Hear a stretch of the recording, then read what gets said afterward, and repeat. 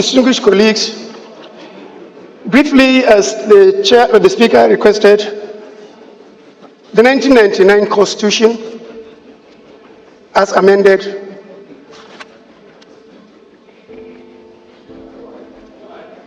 the 1999 Constitution, as amended, Mr. Speaker, provide for a personal Islamic law in the Constitution.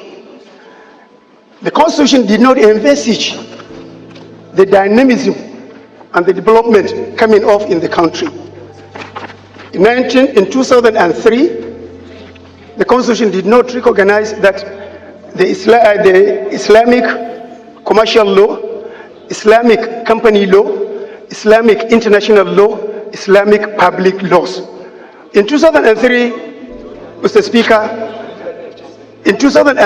Speaker, Taj Bank came up under the commercial Islamic law. In 2019, another bank came up under the commercial law. That means the Jaiz Bank, not the Taj Bank. The Jaiz Bank was in 2004, the Taj Bank came in 2019.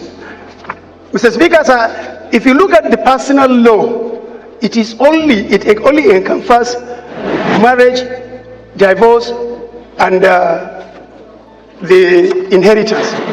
Therefore, what I'm requiring is the removal of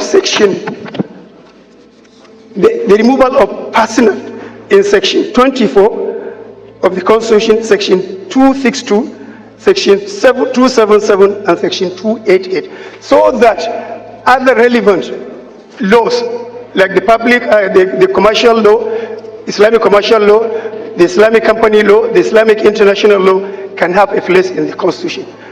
Therefore, Mr. Speaker, this is what I want the honorable colleagues to support so that this amendment can be done. I so move, Mr. Speaker. Honorable Mr. who is calling, I think, is in the right direction to give a backup for the commercials and other laws that already they are practicing without proper backing, particularly in our Islamic-related financial institution of not only limited to Taj Bank or Jaiz Bank, but there are several banks that are now practicing, particularly the Mudahara and the other sharing formulas. I think this is a very welcome development that it will give even an economic leeway for the nation to see the goodness of such practices in our financial institution to get the backup of the law. I do support. Thank you, Mr. Speaker, sir. Yes, Bob Solomon, please. Solomon Bob, from the great state of Rivers.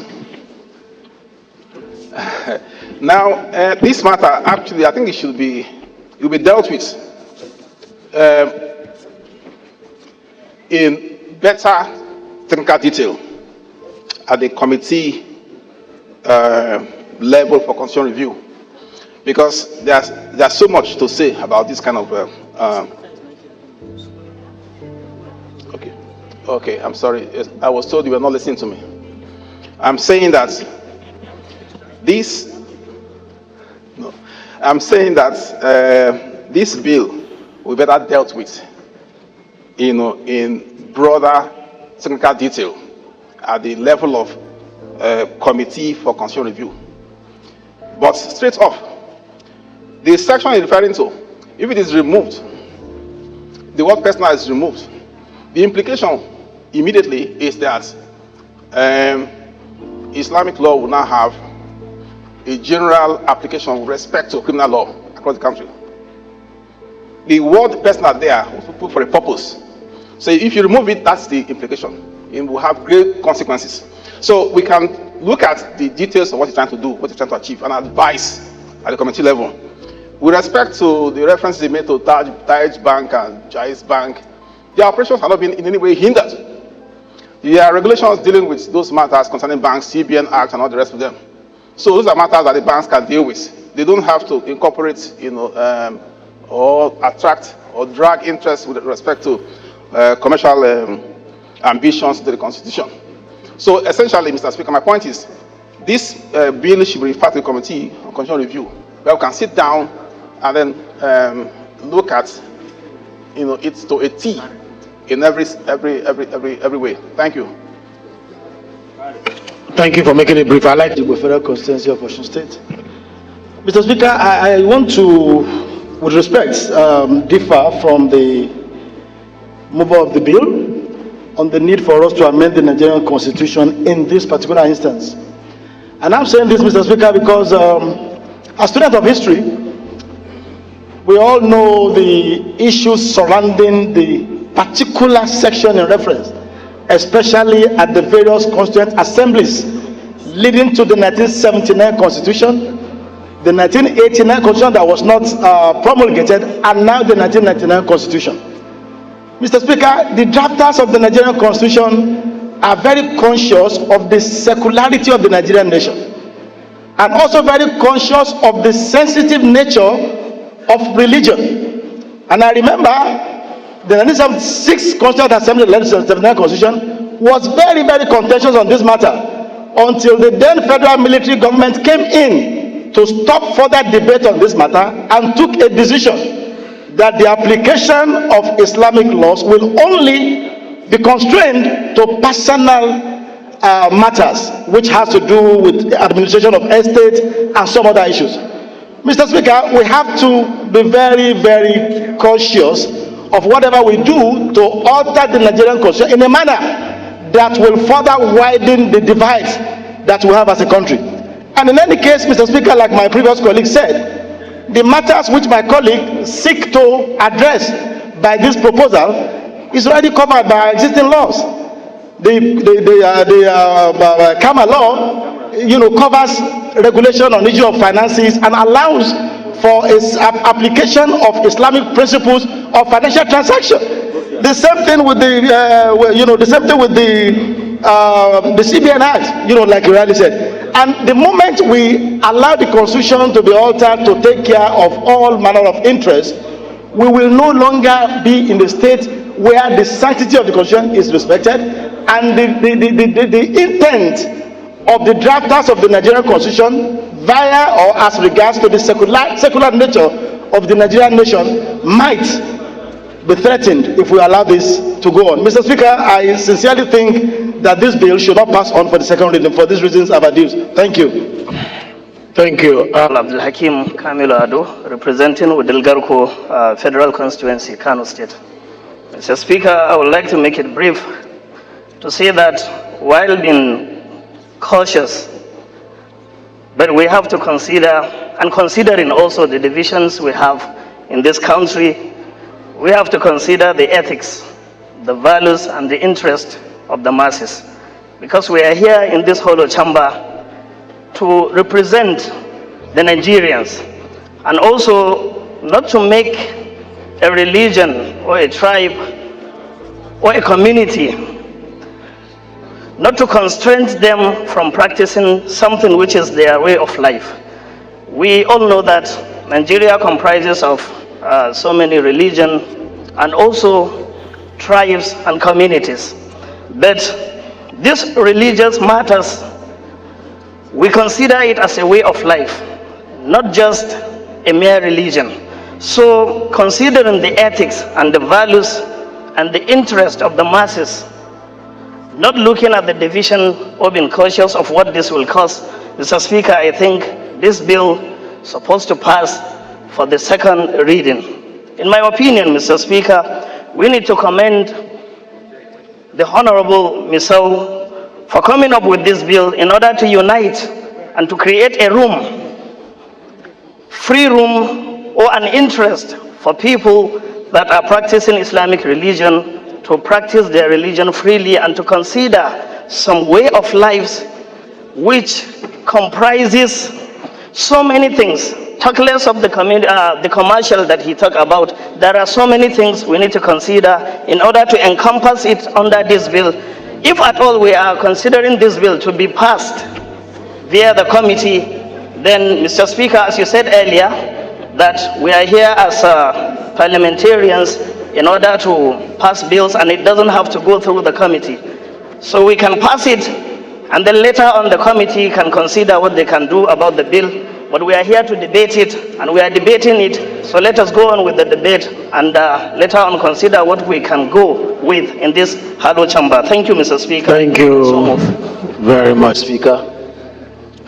My name is Honorable Isa Muhammad Anka, representing Anka Talata Mafra constituency. I'm from Zamfara State. My able speaker, our honorable colleagues, I wouldn't want to dwell on issues already spoke by the last speaker. In other words, he has spoken my mind. But the other speaker, the last but one, talked about karma. Karma is already embedded in the constitutions. Therefore, it takes care of other commercial laws. And I think we need to understand the subject matter of this bill. The bill is calling for description of Islamic law. In other words, the bill is seeking the House to define, because of the existing situations now, looking at the issue of, like he rightly called, other commercial laws that have not been embedded, that have not been taken care into the Constitution. I think it's a straightforward bill. He is not calling the fact that, he's not calling for expanding the existing Sharia law, but rather to define it in order to encompass all those, existing situations that have just come up. That is my contribution, sir. Thank you very much. He's not talking about Sharia law. He's talking about the Constitution of the Federal Republic of Nigeria. So that we get it right, his bill is about the Constitution of the Federal Republic of Nigeria, not the Sharia law. Okay, Jonathan, please, let's hear you. My name is Honorable Said Musa Abdullahi. I represent the people of Bida, Bako, Kacha Federal Constituency, Mr. Speaker. Honorable colleagues, I'm from Niger State. Mr. Speaker, I think we need not lose sight of what the proposer of the bill intends to achieve. I understand how sensitive matters related to religion are, especially in this country. But the fact of the matter is, we cannot treat the religion issues in isolation. There are issues that we must bring to the front burner and discuss, irrespective of how sensitive they are. I didn't want to stand, but I looked at the sensitivity. Even from the argument, you could see the sensitivity that is driving the sentiment that is driving the argument. But if we focus, if we focus on what the bill intends to achieve, the bill intends to review the description of Islamic law, which means it's already enshrined in the Constitution. What it seeks to achieve is to review the description. So it's already in the Constitution. I don't understand why we will see it as something that will lead to snowball into a crisis or what have you. This is what we have done that over the years that has led us to not make progress on certain issues. It doesn't matter how sensitive these issues are. We must be able to debate them. This is what our people sent us here to do. If we run away from discussing a problem, if we assume it to be a problem, and we're running away from discussing it, how will you provide solution to it? I will agree and accept the fact that there is need for further, broader consultation. But for us to run away from the problem, for us to drop it and say it's not an issue to be discussed on this floor, I don't think it's something that is acceptable. I so submit, Mr. Speaker. Mr. Speaker, our Constitution allows for freedom of worship of all religions. Mr. Speaker, we would not sit in this hollow chamber and restrict ourselves to just a few. If we begin to put such components into the Constitution, tomorrow the ecclesiastical faction comes up. The day after, the traditional faction comes up. The day after, all other components begin to come up. And what happens to our grand norm that is supposed to be the foundation of our existence? Mr. Speaker, Nigeria has never limited anybody from practicing his religion. You go to states like in the north, where you have Sharia being practiced as the criminal code for those states, it is because it's peculiar to them as a people and as a persons. By the time we begin to expand it and bring it into our constitution, we are not an Islamic state. We're a secular state. We're not a celestial state. We're a secular state. We are not a traditional worship state. We're a secular state that respects and gives everybody a sense of belonging. We're a nation. We need to be sensitive to the mood and the existence, freedom of speech, freedom of association, to live in happiness, not a scenario whereby there could be some misconceptions. To this end, I wish to crave the indulgence of the sponsor of this bill that he steps it down for more legislative input, and consultation, which would be more in tune with our beliefs and the norms. But I do not believe it is a legislation that should pass for second reading. I so submit.